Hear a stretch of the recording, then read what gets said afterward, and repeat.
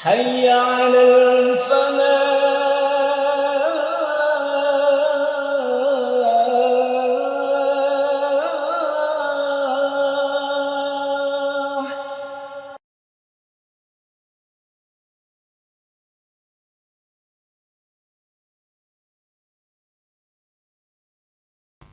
بسم الله الرحمن الرحيم. السلام عليكم ورحمة الله وبركاته. إن الحمد لله نحمده ونستعينه ونستهدي ونستغفره ونعوذ بالله من شرور أنفسنا ومن سيئات أعمالنا. من يهد الله فهو المهتد ومن يضلل فلن تجد له وليا مرشدا. أشهد أن لا إله إلا الله وحده لا شريك له وأشهد أن سيدنا محمدا عبده ورسوله لا نبي بعده. اللهم صل وسلم وبارك وترحم على هذا النبي الكريم والرسول العظيم وعلى آله وصحابته ومن دعا بدعوته. أما بعد، وقد قال تعالى في كتابه الكريم وهو أصدق القائلين: أعوذ بالله السميع العليم من الشيطان الرجيم. بسم الله الرحمن الرحيم. سبحان الذي أسرى بعبده ليلا من المسجد الحرام إلى المسجد الأقصى الذي باركنا حوله لنريه من آياتنا إنه هو السميع البصير. الآية. صدق الله العظيم. وقال رسول الله صلى الله عليه وسلم: فرضت على النبي صلى الله عليه وسلم ليلة أسرى به الصلوات 50 ثم نقصت حتى جعلت 5 ثم نودي يا محمد إنه لا يبدل القول لدي وإن لك بهذه ال5 50. وقال أيضا: العهد الذي بيننا وبينهم الصلاة ومن تركها فقد كفر. اللهم افتح بيننا وبين قومنا بالحق وبالفتح يا فتاح افتح قلوبنا وأنت خير الفاتحين. اللهم ارزقنا حبك وحب ما يحبك وحب ما يقربنا إلى حبك يا ودود غير مقصود ويا ذا الكرم والجود. معاشر المسلمين, para jemaah Masjid Al-Farah rahimakumullah. Syukur alhamdulillah, marilah kita haturkan kehadirat Allah Subhanahu wa taala atas segala nikmat dan karunia yang diberikan kepada kita sehingga kita dapat melaksanakan segala yang diperintahkan Allah Subhanahu wa taala dan sekaligus kita diberi kemampuan untuk memproteksi diri kita dari ajakan-ajakan, dari seruan-seruan, dari aktivitas-aktivitas yang masuk kategori maksiat kepada Allah Subhanahu wa taala. Para jemaah yang dimuliakan Allah Subhanahu wa taala, pada malam hari ini kita akan bersama-sama membahas satu tema yang cukup penting terkait dengan Isra Mi'raj Nabi Muhammad sallallahu alaihi wasallam. Bagaimana peristiwa Isra Mi'raj itu kemudian menginspirasi kita sebagai seorang muslim di dalam membangun karakter, di dalam membangun kepribadian syakhsiyatul Islamiyah, kepribadian Islam. Para jemaah, malam hari ini sama persis dengan malam ketika Nabi kita Muhammad sallallahu alaihi wasallam, Nabiul Karim Rasul Adim, Nabi mulia dan Rasul yang agung itu akan diperjalankan oleh Allah Subhanahu wa taala di dalam peristiwa Isra Mi'raj. Karena hari ini kita masuk malam ke-27 Rajab, persis malam ketika Rasulullah diberangkatkan, diperjalankan oleh Allah Subhanahu wa taala dari Al-Masjidil Haram kemudian ke Masjidil Aqsa, kemudian diangkat naik ke Sidratul Muntaha, dan di sana Allah Subhanahu wa taala menerima Nabi kita Muhammad sallallahu alaihi wasallam sebagai tamu agung yang kemudian mendapatkan perintah, di mana perintah itu adalah perintah untuk melaksanakan sholat yang hari ini kita lakukan rutin dalam satu hari, satu malam adalah 5 waktu. Jadi para jemaah, sholat yang kita lakukan itu adalah mi'raj kita untuk kemudian melakukan komunikasi, koneksi dengan Allah Subhanahu wa taala. Sehingga kemudian ketika kita menjalankan sholat itu kita melakukan hubungan dengan Allah Subhanahu wa taala. Ma'asyiral muslimin rahimakumullah. Marilah kajian pada sore hari ini bersama-sama kita awali dengan bacaan basmalah. Bismillahirrahmanirrahim. Para jemaah ikhwatal iman rahimakumullah.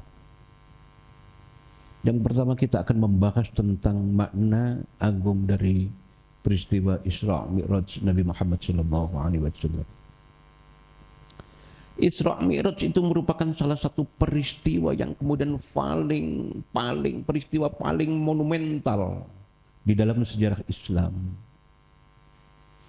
Peristiwa ini bukan hanya sekedar kisah perjalanan Rasulullah Muhammad sallallahu alaihi wasallam dari bumi yang kita pijak ini kemudian diangkat ke langit, melainkan peristiwa Isra Mi'raj ini mengandung pesan yang mendalam tentang hubungan antara seorang hamba Abdullah, hamba Allah dengan Al-Khaliq, dengan Tuhannya. Para jemaah, menjelang Isra Mi'raj di malam Jumat hari ini, marilah kita coba untuk kemudian mengingat kembali kisah Isra Mi'raj di hari yang sama, malam Jumat yang sama. Seperti hari ini sudah masuk malam tanggal 27 Rajab. Sama seperti hari ini luar biasa.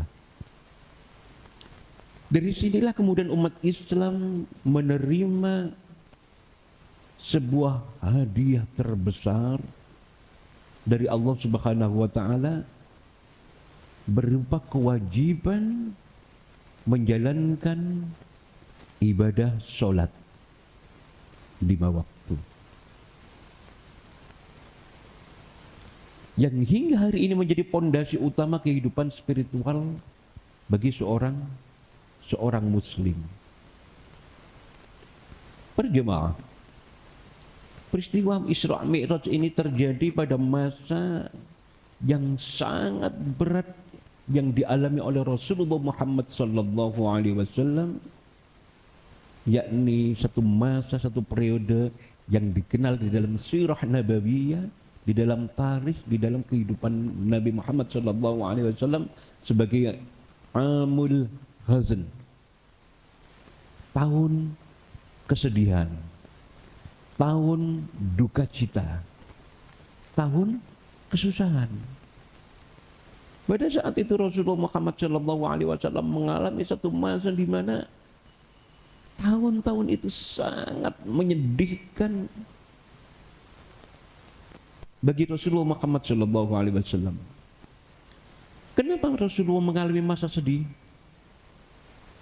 Karena pada masa Amul Hazni ini Rasulullah Muhammad sallallahu alaihi wasallam kehilangan dua sosok yang paling membackup mendukung, membantu perjuangan dakwah Rasulullah Muhammad SAW.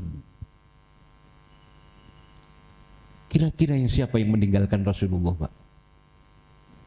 Khadijah binti Khuwailid, istri tercinta yang tidak hanya hartanya diwakafkan untuk dakwah dan perjuangan Rasulullah Muhammad SAW di dalam mensiarkan Islam. Khadijah itu adalah primadona Makkah. Semua pemimpin-pemimpin Makkah itu mendambakan untuk bisa menjadi pendamping Khadijah. Orangnya satu, cantik. Dua, nasabnya adalah nasab terhormat. Nasab para pemimpin Quraisy. Yang ketiga, tajir. Apa tajir itu, Pak? Luar biasa kaya. Tidak hanya luar biasa, Pak, tapi luar biasa. Kaya sekali. Para jemaah, Rasulullah tidak hanya mewakafkan seluruh hartanya untuk perjuangan dan dakwah Rasulullah Muhammad SAW. Bahkan ketika hartanya habis, beliau mengatakan kepada Rasulullah, "Ya Nabi Allah, hartaku sudah habis untuk perjuangan dakwah ini. Seandainya engkau butuhkan, kalau aku nanti mati dan engkau masih membutuhkan kontribusi perjuangan untuk dakwahmu, maka ambillah tulang belulangku untuk kemudian membantu dakwah. Ketika ada parit yang kamu butuhkan, pakailah tulang-tulang itu untuk menyeberang demi dakwahmu." Luar biasa, Pak. Kira-kira hari ini ada enggak istri seperti ini, Pak? Susah, Pak. Ini luar biasa. Sehingga Nabi Muhammad SAW ketika ditinggal oleh Khadijah, istri tercinta ini, luar biasa terjadi rasa sedih yang luar biasa. Wa'asyiral muslimin rahimakumullah. Ketika, kalau kita review, ketika Rasulullah Muhammad SAW pertama kali menerima wahyu yang sangat berat, Iqra. Rasulullah belum pernah menerima wahyu, dan ini wahyu perdana. Dan itu terjadi di Gua Hira. Gua Hira itu kalau panjenengan umroh, itu di atas gunung yang sangat tinggi. Saya pernah mau nyoba, nggak mampu, Pak. Mungkin anak-anak muda-muda ini yang mampu itu bisa naik. Jadi itu Jibril itu, Rasulullah melihat, kalau kita mengacu pada sirah Nabawi yang ditulis oleh Syekh Sofiyur Rahman Al-Mubarakpur di dalam kitab Ar-Rahiqil Maktum, Rasulullah melihat Jibril itu, kakinya di bumi, wajahnya di atas langit, begitu besarnya. Terus kemudian mendekat beliau, mengatakan Iqra. Apa jawaban Rasulullah? Ma ana biqari. Saya tidak bisa baca. Sampai kemudian terjadi 3 kali, kemudian Jibril menuntun Iqra. Bismi rabbukal ladzi khalaq. Dan seterusnya sampai ayat 5. Kemudian Rasulullah gemetar, demam, ketakutan demi melihat makhluk Jibril itu yang baru pertama kali beliau lihat. Kemudian pulang di rumah ada Khadijah. Kemudian ketika mau Khadijah, ya Khadijah, zamiluni ya Khadijah, selimuti aku ya Khadijah. Saya ini ketakutan didatangi makhluk yang luar biasa besar. Nah, Khadijah ini punya seorang sepupu namanya Waraqah bin Naufal. Waraqah bin Naufal ini Ya karena saat itu Islam belum ada, dia mengikuti ajaran agama Nasrani. Sebagaimana kita ketahui Nabi sebelumnya, Nabi Isa, Nabi Musa, Nabi Daud, itu mengetahui sosok Rasulullah itu persis seperti Rasulullah itu. Kenapa? Karena sudah digambarkan di dalam kitab-kitab suci mereka. Di dalam kitab Taurat, kitab Zabur, kitab Injil, ciri-ciri Rasulullah itu sudah digambarkan secara jelas dan detail. Sehingga kemudian ketika Khadijah mengajak Rasulullah Muhammad SAW ketemu Waraqah, apa kata Waraqah? Mudah-mudahan suamimu ini, Muhammad ini, adalah Nabi akhir zaman, Nabi terakhir yang diutus oleh Allah Subhanahu wa Ta'ala untuk menyampaikan risalahnya. Kemudian Waraqah mengatakan, seandainya saat itu Waraqah sudah sangat tua, seandainya aku masih hidup, nanti pada saat Muhammad ini diusir oleh umatnya dari Mekah ke Madinah, maka aku akan menyertai dia. Coba, mereka sudah tahu bahwa Rasulullah itu akan diusir. Di dalam kitab Barzanji yang biasanya dikaji kawan-kawan Nahdlatul Ulama yang biasanya kalau malam Jumat itu kan ada salah satu di dalam kitab Barzanji itu, Al-Hadithu Tsani an Atha ibn Yasarin an Ka'bil Ahbar qala alamani abi Taurata illa sifran wahidan kana yahtimu wa yadkhulu sundus. Jadi Ka'ab bin Ahbar dari Atha bin Yasar atau bin Yasar dari Ka'ab bin Ahbar. Ka'ab bin Ahbar ini anak seorang rabi Yahudi. Rabi Yahudi itu kalau bahasa kita itu ulamanya orang-orang Yahudi. Dia mengatakan, qala allamani abi at-Taurat. Ayahku itu mengajarkan kepadaku kitab Taurat. Totalitas semuanya diajarkan kepadaku. Illa sifran wahidan. Kecuali satu lembar saja tidak diajarkan. Kemudian dirobek, dilipat, dimasukkan peti kunci.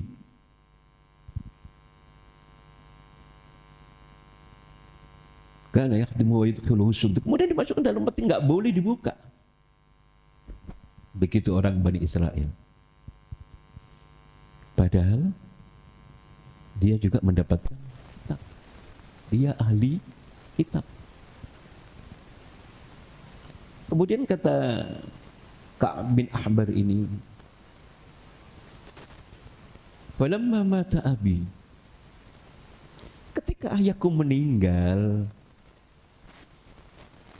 fatahtuhu, maka aku buka kotak yang tadi satu lembar kitab Taurat yang dimasukkan kemudian di dalam kotak itu peti besi itu, fatahtuhu, aku buka. Ternyata setelah saya baca, karena yaktumu wajhul falamma mamatu bi fataqtu fa idza fihi nabiyyun yahruju akhir zaman.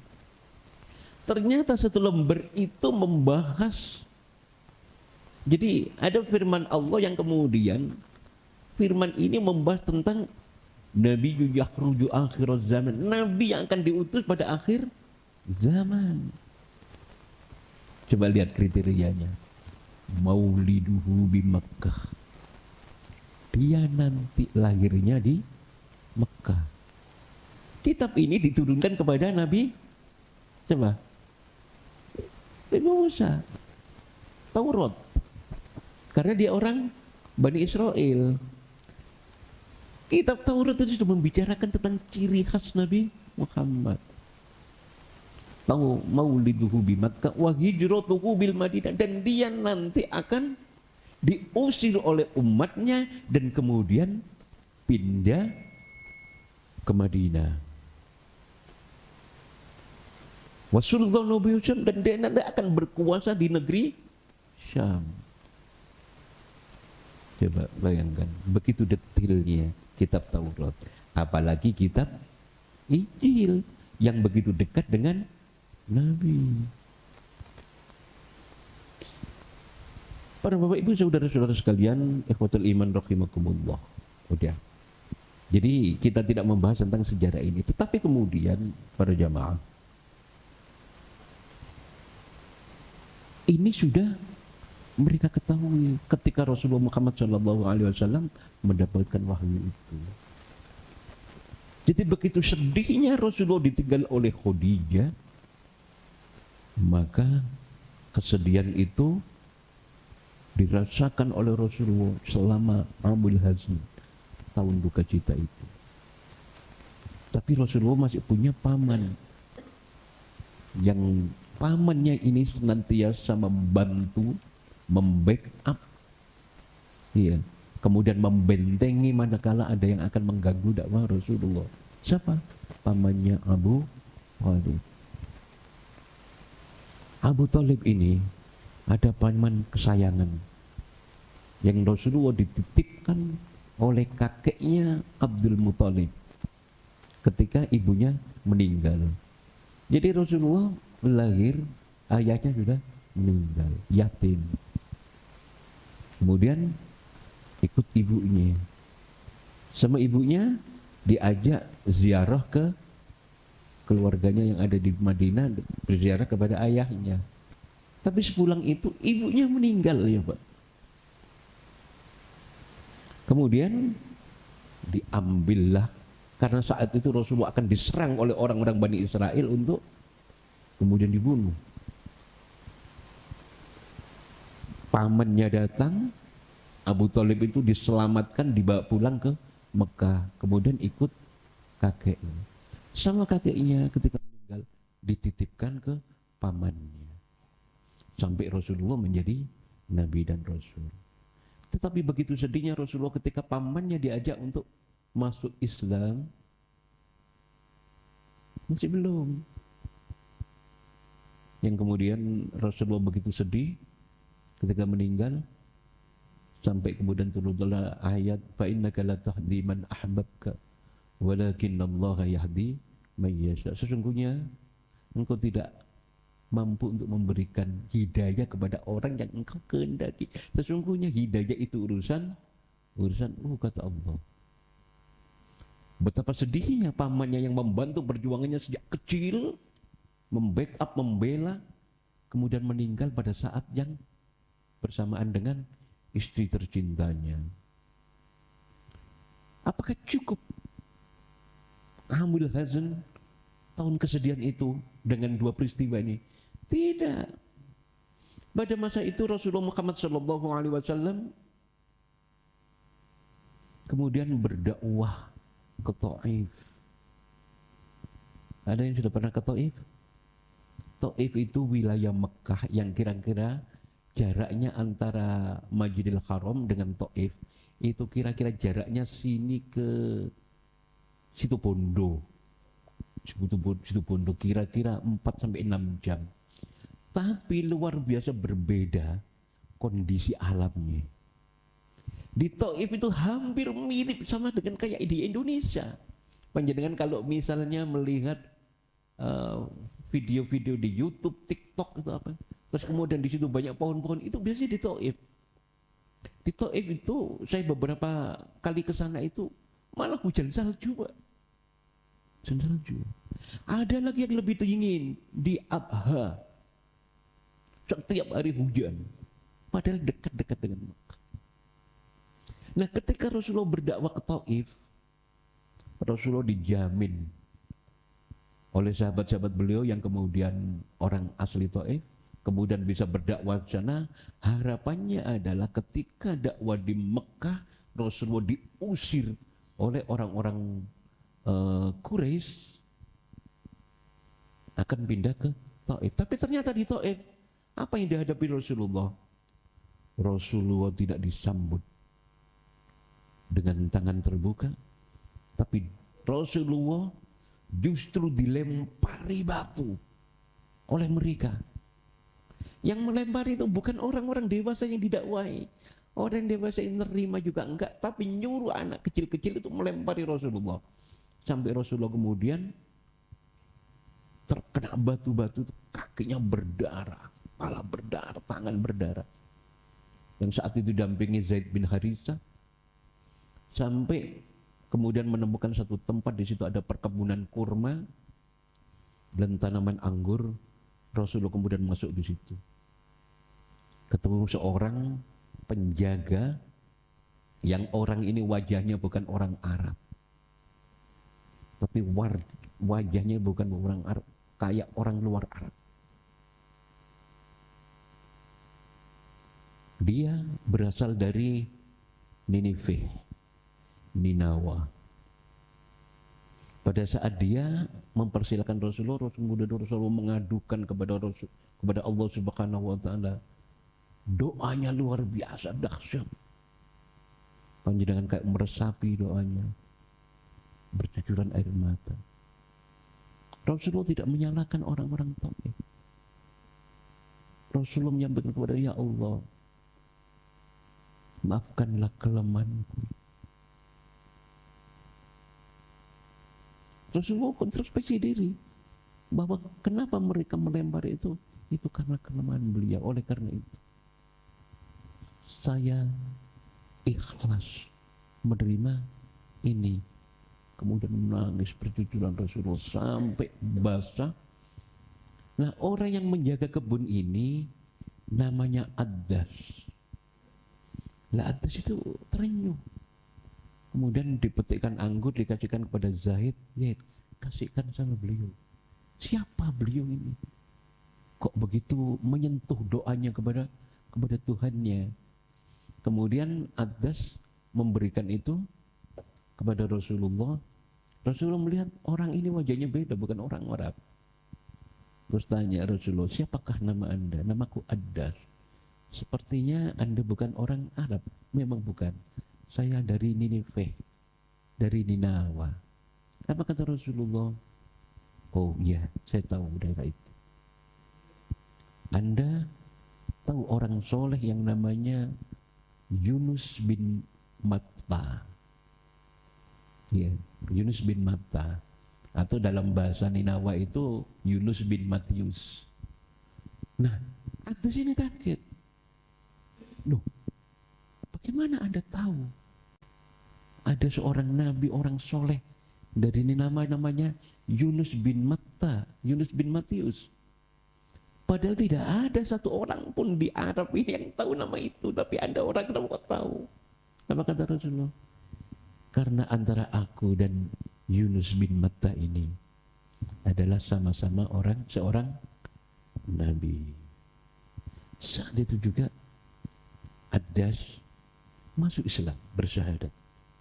Dan panjenengan kalau misalnya umroh mampir di situ, ada masjid yang dulu menjadi tempat pertemuan antara Addas dengan Rasulullah, dibangun kayak semacam musola atau masjid kecil di situ. Itu kejadian yang ketiga. Pembackupnya Khadijah meninggal, kemudian Abu Thalib meninggal. Dakwah mencari alternatif tempat untuk hijrah pada saat diserang oleh orang-orang Quraisy, batal juga. Nah, kemudian para jamaah, dalam kondisi penuh kesedihan itulah Allah memberikan hiburan kepada hambanya, memberikan rihlah. Kalau sekarang itu rihlah di kita itu apa? Healing ya. Halan-halan apa healing? Diajak jalan-jalan. Kalau kita jalan-jalannya ke Malang, Pacet ya naik sama, tapi kan sampai di situ saja. Rasulullah jalan-jalannya sampai Sidratul Muntaha, sampai Mustawa. Ini sebagai bagian Allah menghibur kesusahan Nabi Muhammad SAW, memberikan penguatan kepada Nabi bahwa ada kekuatan besar.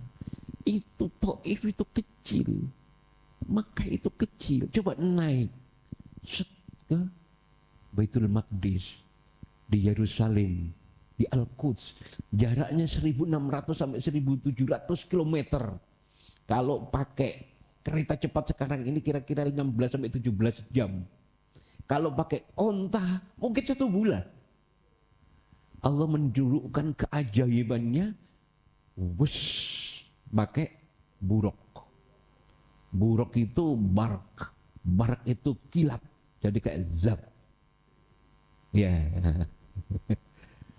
langsung sampai Baitul Maqdis. Nah, para jamaah, itulah Allah Subhanahu wa taala memberikan rihlah, hiburan untuk penguatan bahwa kekuasaan Allah itu cukup luas. Kalau antara Mekah dengan Baitul Maqdis itu hanya satu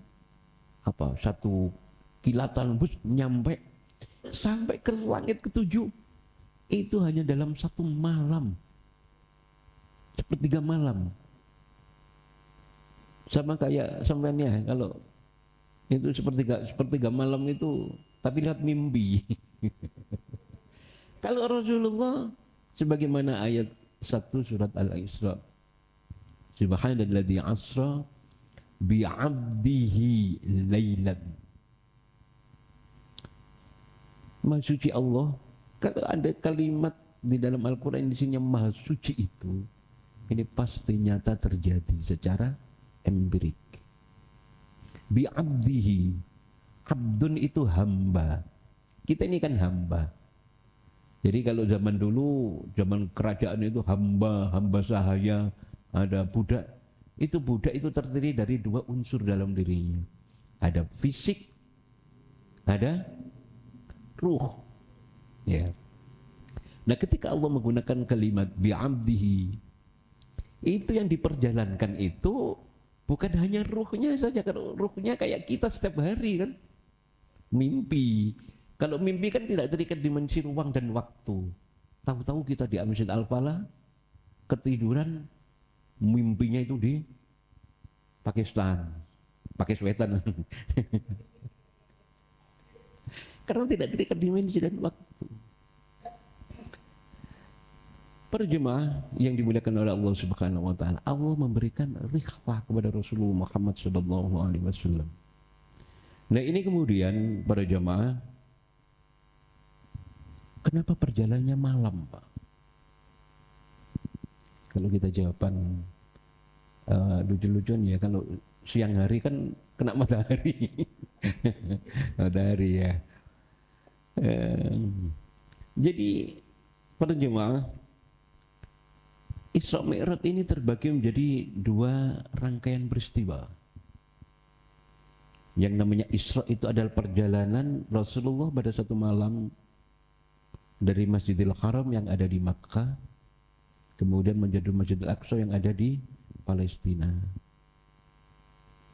Perjalanan ini sangat singkat dengan kendaraan yang pertama burak, ditemani malaikat Jibril. Peristiwa ini ditegaskan di dalam surat Al-Isra yang saya baca tadi. Bi'abdihi laylan minal masjidil haram ilal masjidil aqsa alladzi barakna hawlahu linuriyahu min ayatina innahu huwas samiul basir. Jadi ketika orang tidak percaya, maka Rasulullah mengatakan bahwa saya melihat ada satu kafilah yang kemudian ontanya itu lepas. Onta itu warnanya begini, lepasnya ketemunya di sini. Ketika Rasul mengatakan itu, orang tidak percaya. Sampai ada sahabat yang kemudian sudah beriman kepada Rasulullah Muhammad SAW, sudah beriman kepada Allah, tapi kemudian murtad karena gak masuk akal ini. Wong zaman itu kalau pergi ke Baitul Maqdis kira-kira hampir 1 bulan, lah ini masuk 1 malam kok sudah nyampe. Kendaraan apa ini, gak masuk akal ini. Dia murtad. Ya. Kemudian para jemaah yang dimuliakan oleh Allah Subhanahu wa taala, ada sebuah hadis yang kemudian diriwayatkan oleh Ummul Mukminin Aisyah radhiyallahu anha Beliau menceritakan dengan sangat yakin sahih, cukup panjang ya. Jadi saya baca maknanya saja. Ketika Nabi Muhammad SAW melakukan perjalanan malam hari Isra dari Masjidil Aqsa ke Masjidil Aqsa, keesokan harinya orang-orang mulai membicarakan terkait dengan peristiwa yang dialami Rasulullah Muhammad SAW. Beberapa dari mereka yang sebelumnya telah beriman itu kemudian menjadi murtad. Sebenarnya orang-orang ini mendengar berita itu, ada yang murtad, kemudian mendatangi Abu Bakar. Karena Abu Bakar ini orang yang sangat dekat dengan beliau, dan kemudian berkata, "Ya Abu Bakar, apakah Anda mengetahui apa yang dikatakan oleh sahabat Anda?" Sahabatnya itu maksudnya Rasulullah Muhammad SAW. Bahwa sahabat Anda itu mengaku telah melakukan perjalanan malam dari Baitul Maqdis, dari Mekah kemudian ke Masjidil Aqsa, dan itu terjadi tadi malam. Tapi pagi ini dia sudah nyampe. Kan nggak masuk akal. Wong biasanya 1 bulan, ini semalam sudah nyampe, duduk lagi di tempatnya. Kemudian Abu Bakar bertanya, apakah betul yang mengatakan begitu adalah Rasulullah Muhammad SAW? Mereka menjawab, sudah, engkau benar. Yang mengatakan begitu itu beliau Nabi Muhammad SAW. Kemudian Abu Bakar berkata, jika yang mengatakan itu adalah dia Rasulullah Muhammad SAW, maka saya bersaksi benar dia akan melakukan menjalani itu tanpa pikir. Inilah yang kemudian yang namanya keimanan. Kalau Rasulullah mengatakan itu betul, kenapa Abu Bakar kemudian berlandaskan pada ayat Quran, wa ma yantiqu 'anil hawa in huwa illa wahyun yuha. Sesungguhnya apapun yang dikatakan oleh Muhammad Rasulullah SAW itu bukan atas kehendak dan keinginannya, in huwa illa wahyun yuha, tetapi itu adalah wahyu firman Allah yang diwahyukan kepadanya. Maka Rasul Abu Bakar mengatakan betul kalau yang mengatakan itu adalah Nabi Muhammad SAW. Kemudian mereka bertanya lagi, apakah kamu percaya bahwa dia pergi ke Baitul Maqdis tadi malam dan kembali sebelum pagi? Abu Bakar mengatakan, ya, aku bahkan mempercayai apa yang beliau katakan tentang hal yang lebih yang lebih besar, yang lebih dahsyat dan lebih tidak masuk akal daripada itu. Coba.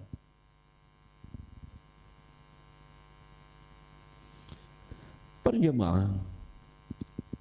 Kemudian Abu Bakar melanjutkan, aku mempercayainya tentang wahyu dari langit yang datang kepadanya pagi ataupun sore. Dia ingin mengatakan bahwa pagi bercerita bahwa kemarin terjadi itu, saya percaya. Atau seandainya sebaliknya, ya, sore dia menyatakan aku tetap percaya. Oleh karena itu Abu Bakar disebut sebagai sahabat yang mendapatkan gelar, ya, pangkat as-siddiq. Dia selalu membenarkan apa yang dikatakan oleh Rasulullah Muhammad SAW. Para jemaah, inilah peristiwa yang terjadi.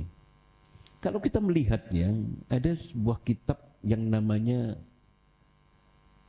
Dardir Mi'raj atau Qissatul Mi'raj yang ditulis oleh Syekh Ahmad Dardir. Kitab ini menjadi rujukan di pesantren-pesantren ya yang ada di Indonesia ini. Beliau menjelaskan bahwa peristiwa Isra Mi'raj itu kemudian menjelaskan tentang 11 hal penting. Ya. Yang pertama menurut Syekh Ahmad Dardir itu ada kemudian peristiwa penting atau hal penting yang terkandung di dalam peristiwa Isra Mi'raj. Yang pertama adalah pentingnya berjihad di jalan Allah. Pentingnya berjihad di jalan Allah. Karena Rasulullah sebelum rihlah itu, Isra Mi'raj itu, Rasulullah menghadapi ujian cobaan yang luar biasa berat, sampai dilempari di sana, berdarah-darah. Tetapi kemudian janganlah ketika kita menghadapi hal senada yang serupa itu kita kemudian berputus asa, tetap berjihad fi sabilillah. Jangan seperti orang-orang Bani Israel yang bersama Nabi Musa ditunjukkan mukjizatnya Nabi Musa sampai kemudian Fir'aun ditenggelamkan, dia terbebas sampai kemudian bisa menyeberang dari Mesir ke Kanaan. Dulu namanya Kanaan, sekarang namanya Palestina. Nah di sana orang-orang Palestina itu orang-orangnya tinggi besar itu. Jalut itu raksasa, Pak. Orang Palestina besar-besar. Zaman itu orang-orang Bani Israel takut. Wahai Musa, masuklah engkau bersama Tuhanmu, berperanglah kamu di sana. Kalau sudah, aku nunggu di sini saja. Kalau sudah, saya akan masuk. Kok enak, gitu kan ya?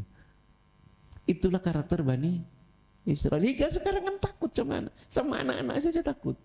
Sehingga ketika menghadapi anak-anak bawa batu itu tembak, bulldozer, Pak. Itu ketakutan mereka.